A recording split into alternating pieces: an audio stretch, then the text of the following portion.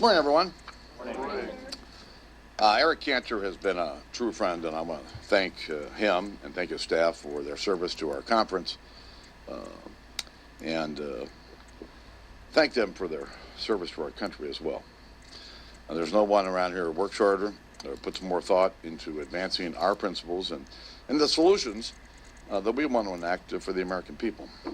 I look forward to him continuing to lead our floor efforts here over the summer. As for the future, let me share a little bit with you what I told the members yesterday. This is a time for unity. This is a time to focus on what we all know is true, that the president's policies have failed the American people. His administration can't get our economy back to real growth, and he continues to endanger our troops and citizens with his failed foreign policies. At this point, the administration can't even provide basic services to our veterans. We need to elect a Congress that not only has the will to stop the president, but the power to do so as well. Every day, we're showing the American people that we've got better solutions. Today, we'll act on 2 more jobs bills that will help small businesses invest and grow.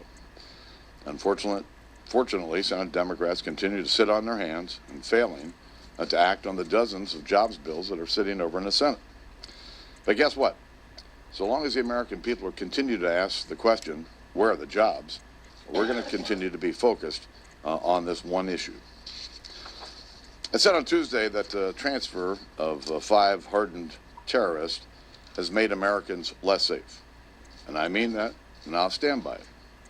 When asked last week whether the freed terrorists could return to plotting attacks on Americans, President Obama recently said, absolutely. Well, I don't think that's but half of it. This exchange has encouraged our enemies and increased the risk to our military and civilian personnel serving around the globe. Those who would argue the opposite, I think, are incredibly naive. One of our citizens' greatest protections was knowing that the United States does not negotiate with terrorists. And that issue now, that principle has been compromised. America is willing to make deals with terrorists. That's the new Obama doctrine. Back in January, I urged the president to get engaged with what's going on in Iraq. And this week, we've seen big cities in Iraq overrun with terrorists. And the Obama administration's failure to reach a status of forces agreement continues to have serious consequences for Iraq and American interest in the region. And the administration's failed policies in Syria, Libya, and Egypt, and its failure to implement a broader strategy for the Middle East is having a direct impact on the situation in Iraq. The United States has and will continue to have vital national interest in Iraq. But the progress made there is clearly in jeopardy. The President celebrated our exit from Iraq as a hallmark of his foreign policy agenda. But our focus should be instead on completing our mission successfully. And I would urge the President once again to get engaged before it's too late. The volatility that we saw in the electorate played out in the Cantor primary, what has happened in the electorate in the past few cycles where you have these prizes that come out of nowhere? Your side benefited greatly from the Tea Party in 2010, part of that volatility, but what do you attribute this, where it seems like, if the wind blows the right way? I'll let the political pundits describe and figure out what happened in that election. Every election is different. And I went through a primary process myself. And you have to understand, the American people are being squeezed by Obama's policies. The economy's not growing. Incomes aren't growing. We're not creating enough jobs. And 2/3 of America, they see no increase in their wages, but their food prices are going up, their gas prices are going up, and their health insurance costs are going up. And so there's a lot of frustration that's out there, and they look to Washington and wonder why we can't resolve these issues. They're hard to resolve when you got a president who won't engage. But there were things you did in your primary. There were things you did in your primary that you have not done in a few years. I mean, obviously, you had a 3-way, at one point a 4-way primary. Were there certain things that you felt you had to do? And I ran my race in a way that I thought I should run my race. But I'm not going to analyze that race down there. You want Kevin McCarthy to be the House Majority Leader, and also, how important is it, do you think, for unity in your conference to have a red state Republican at the leadership table? Well, I do think that the members are going to make this decision. We're going to do it next week. You know, I'm sure some will argue it was too soon, some will argue it was too long.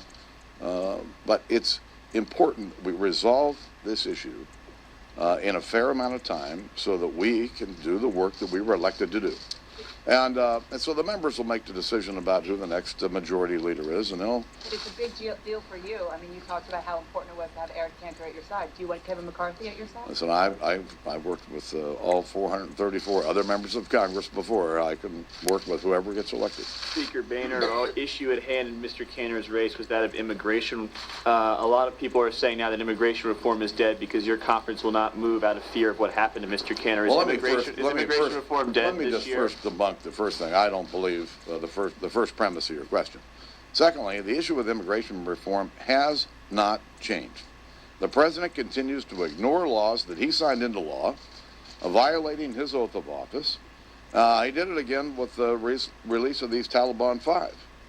And I remind the president again yesterday that every time he does this, it makes it harder to gain the trust of our members to do the big things that need to be done around here. Are you worried about immigration as an issue in 2016 then, if it's not going to happen this year?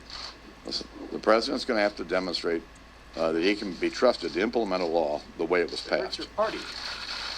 You said that the people who think that this Bergdahl swap was a good deal are naive. The chairman of the Joint Chiefs of Staff signed off on this deal on the metric of national security. Do you think the chairman of the Joint Chiefs of Staff is naive and that the Secretary of Defense himself a veteran? They are dead wrong on this issue. Releasing these 5 people, negotiating with terrorists, is a principle that we've not violated. And now we've violated, and we've put Americans at risk as a result of it. Speaker, what message do you believe that voters were trying to send Washington in this election in Virginia? Was it a message at all? No, I'm not. Again, I'm not going to analyze what happened in this election. They're all different. So I'm sure at some point people are going to handle around what really happened. But surely you must have a takeaway in terms of dealing with issues like immigration. If Eric Cantor can be branded, that he is supporting amnesty, how can your party ever move forward on an issue like this? Is it time for We don't know We don't know that is the issue or was the issue in the election. It's one of the issues, though, don't you think? On Iraq, do you think the U.S. should be launching airstrikes? And if not, what should the U.S. do? Well, I think what we should do is to provide the equipment and technical assistance that the Iraqis have been asking for. I don't know enough of the details about the airstrikes to comment whether we should or we shouldn't. But it's not like we haven't seen this problem coming for over a year. And it's not like we haven't seen over the last 5 or 6 months these terrorists moving in, taking control of western Iraq. Now they've taken control of Mosul. They're 100 miles from Baghdad. And what's the president doing? Taking a nap.